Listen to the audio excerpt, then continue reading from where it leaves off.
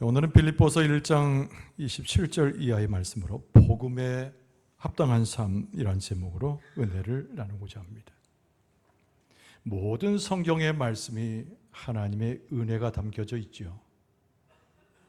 신약 성경에 우리가 사도 바울의 서신을 만날 때마다 하나님의 힘과 그리고 그 권세와 은혜를 맛보게 됩니다. 오늘 빌립보서를 함께 하면서 우리는 어떤 의식을 갖게 되는가 하니 사도 바울이 빌립보 교인들과 함께했던 믿음의 동반자의 의식을 우리가 배우고 익히게 됩니다. 우리는 모두가 다 복음의 일꾼으로 하나님의 부르심 받은 대로 그 복음의 은혜로 살아가는 사람들입니다. 사도 바울은 서로 복음에 합당한 삶을 살아야 된다는 것을 가르치면서 이 빌립보 교인들이 하나님 앞에 함께 어우러져 있음에 대한 사도 바울의 축복의 말씀을 여기에 기록하고 있습니다. 복음이 무엇입니까? 복된 소리, 예수 그리스도의 우리 가운데 오심의 구원의 소식이지요. 그러나 복음이라고 하는 것은 한 가지 우리를 일깨워주는 부정적 요소가 있습니다. 우리는 하나님 앞에 바로 서지 못하여 죄인이라는 거 아는 것이지요. 우리의 죄 때문에 우리의 삶은 파괴되었습니다. 심지어는 우리의 삶은 죽음을 향해서 걸어가는 발걸음이었습니다. 그러나 복음이 우리에게 있어서 복된 소식인 것은 하나님께서 우리 가운데 예수 그리스도를 보내셔서 우리를 새롭게 하시고 구원하시고 하나님으로 우리를 데리고 오셨습니다. 이 하나님께서 허락하신 그리스도의 복음이라고 하는 것은 우리를 회복해 하는 복음이라는 것을 알 수가 있습니다. 구원받을 자격이 없는데, 우리의 삶이 온전치 않는데 하나님께서 예수 그리스도를 통하여 구원을 선포하신 것은 우리의 심령과 삶 전체가 하나님의 백성으로 회복되게 하는 하나님의 은혜라는 것을 알 수 있습니다. 하나님께서 우리에게 선물로 주신 것, 그것이 바로 구원이지요. 여러분, 사도 바울이 또 다른 서신 로마서에 이렇게 썼습니다. 로마서 6장 21절, 너희가 그때 무슨 열매를 얻었느냐? 이제는 너희가 그 일을 부끄러워하나니 이는 그 마지막이 사망임이라. 그러나 이제는 너희가 죄로부터 해방되고 하나님께 종이 되어 거룩함에 이르는 열매를 맺었으니 그 마지막은 영생이라.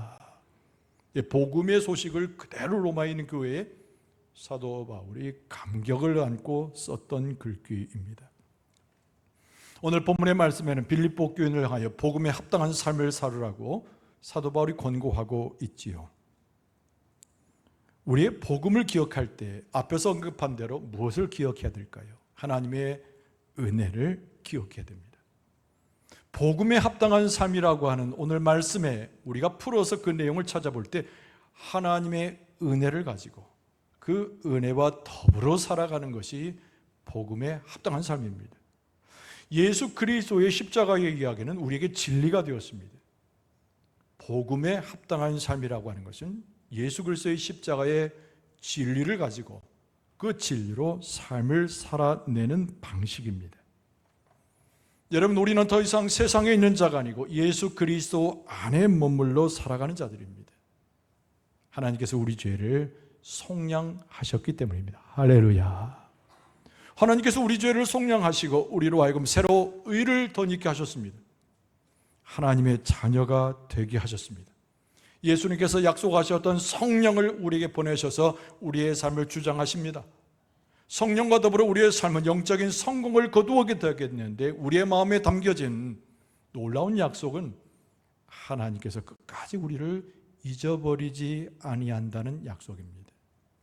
그래서 복음의 다른 말은 하나님의 은혜요. 복음의 또한 다른 말은 예수 그리스도의 진리가 우리 가운데 오신 하나님의 놀라운 은총입니다. 오늘 빌립보 교회에 편지하고 있지만 오늘 이 서신은 우리에게를 향한 성령의 서신임에 분명합니다. 사도 바울이 무엇을 이야기하죠? 복음에 합당한 삶이 무엇인가? 오늘 말씀을 통해서 그 해답을 찾고자 합니다. 이 말씀을 묵상하면서 복음에 합당한 삶을 살아야 할 우리의 삶을 돌아보므로 하나님의 은혜 가운데 하나님을 다시 한번 찬송하고 영광 돌리는 여러분과 저의 모습이 될 수 있기를 바랍니다. 복음에 합당한 삶. 첫 번째는 그리스도의 복음 위에 우리의 삶을 세우는 것입니다. 오늘 본문의 말씀 27절에 보면 오직 너희는 그리스도의 복음에 합당하게 생활하라. 이는 내가 너희에게 가보나 떠나 있으나 너희가 한 마음으로 서서 한 뜻으로 복음의 신앙을 위하여 협력하는 것이라고 언급하고 있습니다. 그리스도의 복음에 합당한 삶을 살아라. 초절과 계속 사도 바울이 강조하고 있는 성령의 말씀입니다. 여러분, 사도 바울이 빌립보 교회 편지할 때 어디에 있었을까요?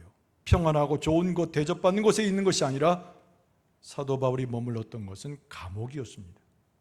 예수 그리스도의 복음을 증거했던 단 하나 이유 때문에 그는 억울하게 옥살이를 하고 있었습니다. 곧 있으면 법정에서 언도가 내려지는데 혹시 사형에 처해질 수도 있습니다. 그럼에도 불구하고 사도 바울은 그 모든 것을 개의치 않았습니다. 자기의 삶의 모습이 중요한 것이 아니라 사랑하고 마음에 그리워하는 빌립보 교인이 훨씬 중요했습니다. 자기의 삶의 육신의 고통의 경각에 이르렀을 때 사형 언도를 받고 죽을 수도 있다는 그 환경 속에서도 그렇게 사도 바울이 빌립보 교인을 위해서 해주고 싶었던 성령의 말씀은 다른 것이 아니라 그리스도의 복음에 합당하게 생활하라는 말씀이었습니다. 도대체 이 의미가 무엇일까요? 오직 그리스도를 위해서 살기로 결심하라는 의미입니다. 27절 말씀에 오직 너희는 그리스도의 복음에 합당하게 생활하라 이렇게 말씀하고 있습니다. 우리의 모든 삶에 있어서, 우리의 모든 지경에 있어서, 우리가 살아가는 모든 환경 속에서 사도 바울은 이야기합니다. 오직 그랬어요. 오직 가장 우선순위로 하나님의 말씀에 의해서 구원받은 우리가 복음에 합당한 삶을 살 것을 요청한 것이지요. 여러분, 우리는 살아가면서 수많은 결정과 선택을 합니다. 아침에 뭘 먹을지, 밖에 나가서 어떤 일을 할지 우리 스스로 판단에 따라서 선택합니다. 심지어는 자기가 어디 곳에서 살지, 이사를 갈지, 공부를 할지, 그렇지 않을지 모두가 다 우리의 책임과 선택에 달려져 있습니다. 하나님께서 우리에게 그렇게 자유의 재량을 주셨어요. 하나님께서 우리에게 그렇게 우리의 환경을 복되게 하셨어요. 그럼에도 불구하고 여러분, 오늘 사도 바울이 빌립보 교인들과 우리에게 가르치는 얘기는 모든 것을 네가 결정할 수 있고 모든 환경을 네가 바꿔갈 수 있으나 그러나 이것을 기억하라는 거예요. 오직 첫 번째 우선순위가 복음에 합당한 삶을 살기 위해서 믿음의 경주를 할 것을 요청하고 있습니다. 여러분, 우리는 신앙의 삶으로 성공해야 되는데 사도 바울의 성령의 음성으로 빌립보 교회와 더불어서 우리의 주고 있는 이 말씀을 잘 기억하는 데 성공할 수 있기를 바랍니다. 사도 바울은 오직 복음을 이야기할 때마다 나는 그리스도의 복음을 신뢰한다고 하는 그의 심정을 함께 담아 보냅니다. 여러분, 사도 바울이 있던 장소가 어디라고 했습니까? 옥에 갇혀 있는 곳이에요. 억울한 장소입니다. 그럼에도 불구하고 사도 바울은 사형 언도를 받고 죽을 수 있는 환경 속에 있었습니다. 빌립보 교인들의 입장에서 볼 때도 사도 바울이 살아 돌아올지 그곳에 머무를지 아무도 판단할 수 없는 상황이었습니다. 오늘 27절 중반절에 보면은 이는 내가 너에게 가보나 떠나 있으나 이 말씀이 갈 수도 있고 아예 떠날 수도 있는 나의 환경이라는 것이죠. 그러나 사도 바울은 아까 말씀드린 대로 자기의 모든 상황을 개의치 않았습니다. 혹시 죽음 가운데 들어가도 그것 자체가 그에게 중요한 일이 아니었습니다. 어떤 상황이 있었는지 사도 바울의 마음 가운데 계속 견지했던 것은 예수 그리스도의 복음에 대한 절대적인 신뢰였습니다. 오늘 본문의 말씀 이전에 빌립보서 1장 20절 하반절에서 보면은 살든지 죽든지 내 몸에서 그리스도가 존귀하게 되게 하려 하나니 이는 내가 사는 것이 그리스도니 죽는 것도 유익함이라. 이게 그리스도의 복음 가운데 합당하게 세워지는 겁니다. 이게 예수 그리스도의 복음을 신뢰하는 것입니다. 자기가 지금 옥에 갇혀 있지만 자유할 수 없는 상황에서도 복음에 합당한 생활을 가장 중요시 여기고 권고하고 있는 사도 바울의 영성입니다. 그래서 사도 바울이 빌립보 교인들에게 추가로 요청하는 것은 너희가 다 한 가지로 모여서 한 모습으로 복음을 살아가는 것을 이행할 것을 요청합니다. 그리스도의 복음은 한 사람에게 구원을 가져다 준 것이기도 하지만 그 공동체를 일으켜 세우는 하나님의 선물이었기에 사도 바울은 일개인에게만 편지를 한 것이 아니라 빌립보 공동체에 표현하면서 다 같이 한 가지로 모여서 하나님의 역사를 이룰 것을 부탁했던 것입니다. 오늘 27절 하반절에 보면 너희가 한 마음으로 서서 한 뜻으로 복음의 신앙을 위하여 협력할 것을 요청하는 이 말씀입니다. 한 마음으로 하라고 그랬어요. 한 마음으로. 그런데 여기서 마음이라고 하는 말은 영어 성경에 보면 spirit이라고 되어 있어요. 쉽게 생각하면 우리의 정신, 우리의 마음이지만 S자를 대문자로 바꾸면 성령을 말씀합니다. 여러분, 교회의 시작은 성령에 의해서 이렇게 세움을 받았어요. 여러분, 교회에 핍박과 어려움이 있을 때마다 성령의 역사가 있었습니다. 복음이 증거될 때마다 성령은 그 중심에 있었습니다. 사도 바울이 빌립보 교인들을 권면하면서 우리가 복음에 합당한 삶을 살아야 되는데 기억할 것이 있다는 거예요. 우리가 한 가지로 나되 한 마음, 바로 한 성령으로 설 것을 요청하고 있습니다. 여러분, 성령이 하시는 일은 크게 두 가지예요. 여러분, 하나는 뭐냐면 우리를 하나 되게 하는 겁니다. 흩어졌던 것들, 세상 가운데 빼앗겼던 마음을 전부 모아서 하나님 안에서 한 공동체를 이루게 합니다. 성령의 두 번째 역사는 엄청난 권능을 가져옵니다. 우리가 잘 아는 사도행전 1장 8절에 보면 이렇게 말씀하고 있어요. 오직 성령이 너희에게 임하시면 너희가 권능을 받고 예루살렘과 온 유대와 사마리아 땅 끝까지 이르러 내 증인이 되리라 하시니라. 성령의 역사하심에 빌립보 교인들을 붙들어 줄 거란 얘기입니다. 성령의 권능의 역사가 복음에 합당한 삶을 개인뿐만 아니라 공동체가 이루어가기로 도와주실 거라는 얘기입니다. 사도 바울이 편지하면서 한 마음 한 성령으로 서라 말씀하고 있는 거죠. 그러면서 뒤이어서 한 뜻으로 그랬습니다. 한 뜻으로. 이 말은 그 말 그대로 사람의 한 뜻입니다. 한 뜻으로 복음의 신앙을 위하여 협력하라는 것이죠. 이 말을 조금 다른 말로 바꾸면 팀으로 움직이라고 하는 것입니다. 팀으로 하나가 되라는 거예요. 한 팀이 되는 것이죠. 빌립보 교인들이 흩어졌던 마음, 사도 바울이 없음으로 인해서 고민되고 마음에 어지러웠던 마음 다 내려놓고 한 뜻, 한 팀이 되라고 하는 얘기입니다. 집단적으로 가장 팀이 잘 이루어지는 곳이 어디입니까? 군대죠, 군대. 근데 군대를 가나 안 가나 이해할 수 있는 이야기는 여러분, 군대에 있는 병사들은 훈련을 받습니다. 왜 훈련을 받습니까? 전쟁터에 나가서 전쟁에서 승리하기 위해서 훈련받습니다. 근데 훈련 중에 어깨를 서로 나란히 하고 대항을 이루어서 가는 작업은 굉장히 중요합니다. 일사불란하게 한 몸처럼 병사들이 움직이는 훈련을 받는 곳이 군대예요. 병사들이 어느 곳에 간다고요? 전쟁에 임하는 겁니다. 죽을 수도 있고 살 수도 있는 곳이, 승리와 패배가 확실히 엇갈리는 곳이 전쟁터입니다. 그 군대가 한 팀을 이루어가지고 전쟁에서 이겨내려면 그 대우를 잘 형성해서 지휘관의 진술을 따라서 전쟁을 승리로 이끌어야 됩니다. 우리의 영적 전쟁은 마귀와 더불어서 싸우는 전쟁이에요. 우리는 팀을 이루고 어깨를 같이 하면서 한 뜻으로 예수께서 이끄시는 그 전쟁 속에 우리는 한 마음으로 나아갈 수 있어야 합니다. 전쟁 속으로 나가서 한 나라의 군대가 쳐들어오는 다른 군대를 이기듯이 한 뜻으로 빌립보 교인들이 우리가 한 성령에서 한 뜻으로 어깨를 마주하게 될 때 마귀의 세력이 아무리 커도 이기고 남음이 있을 줄로 믿습니다. 전투에서 이기는 것은 병사의 책임인 것처럼 영적 전쟁에서 이기는 것은 병사인 성도의 책임인데, 복음에 합당한 삶이라고 하는 것은 하나님의 은혜를 알고 진리를 세워서 진리의 투구를 쓰고 모두가 함께 전쟁터에 나가 이기는 것이라고 사도 바울은 언급하고 있는 것입니다. 여러분, 성령이 우리 안에 있고 예수 그리스도께서 우리 안에 있고 한 마음으로 서게 될 때 한뜻으로 복음의 신앙을 위하여 우리가 성공하면 한 사람만 두 사람만 성공하는 것이 아니라 여기에 모이는 우리 모두가 다 복음에 합당한 삶을 살아가는데 반드시 성공하게 될 줄로 믿습니다. 오늘 본문의 말씀 가운데 복음에 합당한 삶은 무엇일까요? 두 번째는 복음을 들고 절대로 두려워하지 말라고 당부합니다.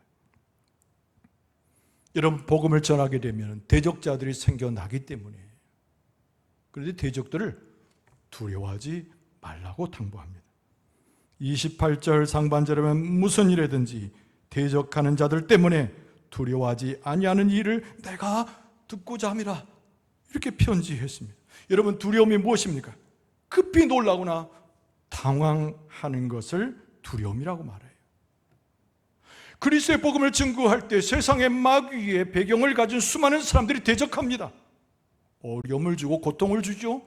그러나 바울은 이야기하기를 절대 겁먹지 말라는 얘기입니다. 당황하지 말라고 했습니다.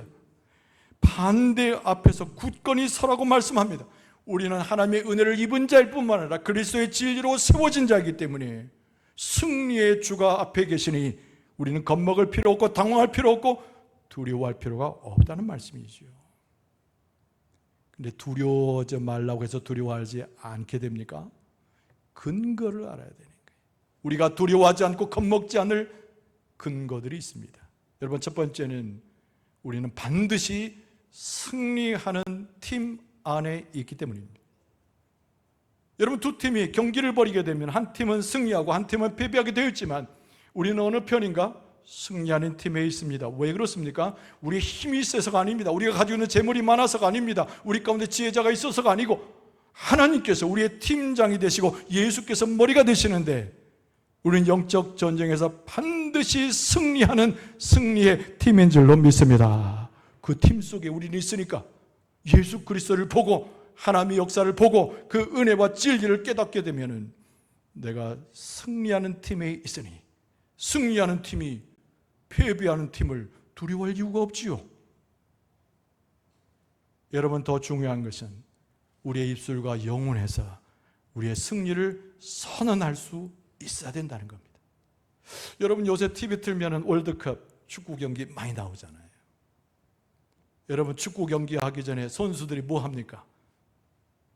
몸 풀지요. 운동장에 나와서 이리 뛰고 저리 뛰고 공도 차봅니다. 코치가 무슨 일을 할까요? 선수들을 계속 격려해 주기 시작합니다. 선수들에게 소리를 치면서 강하게 만들려고 합니다. 바로 그 다음에 경기가 벌어질 텐데 선수들 그렇게 격려하면서 뛰쳐다니는 코치를 보게 돼요. 그리고 소리까지 지르게 합니다. 상대편을 향해서 야, 내가 너희들을 두렵지 않아. 오늘 경기는 우리가 승리할 거야. 그럼 저쪽 팀에서 어떨까요? 기가 죽지요. 힘을 가지고 소리치는 그들의 기세에 눌리게 되어 있습니다. 여러분, 예수 그리스도의 진리의 깃발이 우리 가운데 있고 하나님께서 우리를 붙들고 계시고 성령께서 우리와 함께 하시는데 선언하여 마귀를 대적하여 이기게 될 줄로 믿습니다.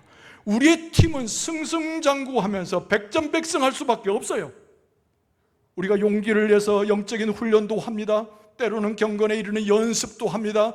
예수 그리스도를 뒤따라가는 삶을 삽니다. 그러나 우리는 경기하기 전에 이미 몸을 풀 때 코치이신 예수님께서 오셔서 우리를 강하게 하시고 소리 질러서 선언하게 하시는데 이미 우리 전쟁은 승리한 전쟁이며 이미 이 경기는 이겼다고 승리하도록 우리를 인도하십니다. 선언하는 데서, 확신을 갖는 데서, 복음의 진리와 능력이 얼마나 큰 것인가를 깨닫고 나아가는 것에서 우리는 복음에 합당한 삶을 살 때 우리 공동체는 반드시 마귀의 세력을 넘어서서 두려워하기는커녕 우리는 승리의 계가를 벌이며 이기게 될 줄로 믿습니다. 28절 하반절에 보면은 이것이 그들에게는 멸망의 증거가 되지만은 너희에게는 구원의 증거니 이는 하나님께로부터 난 것이라.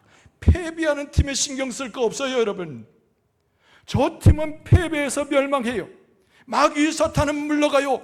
그러나 우리는 승리하게 되어 있으니 주께서 우리를 고백하게 하시고 우리로 하여금 승리할 수 있도록 주장하시니 우리는 반드시 승리하게 될 줄로 믿습니다. 이것이 우리의 힘에서 난 것이 아니라고 말합니다.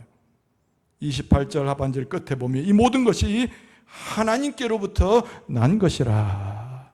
하나님께서 예수 그리스도를 보내셨고 우리가 그 은혜를 누리고 하나님께서 우리를 보호하시고 성령의 권능을 따라서 우리가 삶을 삶에 하나님으로부터 나오는 모든 것이 우리를 보호하고 하나님으로부터 나오는 모든 권세가 우리를 붙잡고 있으니 복음에 합당한 열매를 거둘 뿐만 아니라 우리의 삶의 영적 전쟁에서 승리하게 될 줄로 믿습니다. 사도 바울이 또 빌립보 교인들을 권면하면서 그리스도를 위해서 고통당할 때 걱정하지 말라는 거예요.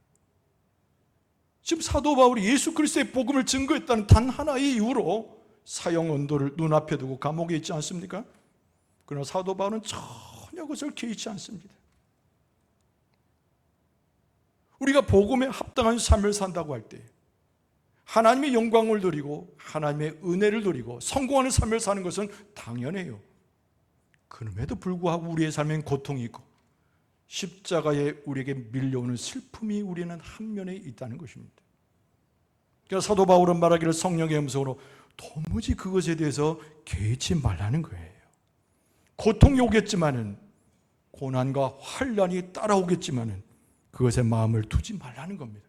하나님께서 우리에게 은혜를 주시고 하나님께서 우리에게 승리를 주시고 하나님께서 우리에게 권능을 주신 것처럼 고통마저도 고난마저도 하나님께서 은혜로 허락한 것이니 개의치 말라는 겁니다. 오늘 29절 말씀해 보니까 그리스도를 위하여 너에게 은혜를 주신 것은 다만 그를 믿을 뿐 아니라 또한 그를 위하여 고난도 받게 하려 하심이라. 하나님의 눈으로 볼 때 우리의 삶이 어떠할까요? 여러분 상상해 본 적이 있으신가요? 하나님께서 우리의 삶을 끝까지 보시는 눈을 갖고 계세요. 그런데 우리는 하나님의 영광 가운데 즐거움을 누리고 하나님의 영광 가운데 은혜를 찬송합니다. 그런데 우리가 고통과 어려움에 있을 때도 하나님의 눈은 그것 또한 은혜고 그것 또한 성도와 극복할 때 단단해지는 것을 알기에 하나님의 눈은 우리의 모습을 보고 기뻐하시고 영광을 받아 주시는 줄로 믿습니다. 여러분 사도행전을 보세요. 예수님 십자가에 달릴 때는 그 허약했던 제자들이 사도행전에는 복음의 기수가 됩니다. 성령에 충만한 사람이 되어서 하나님의 역사 가운데 복음을 증거하는 사람들이 되죠. 여러분 그러나 그들에게 능력이 있었어요. 핍박이 있었습니다.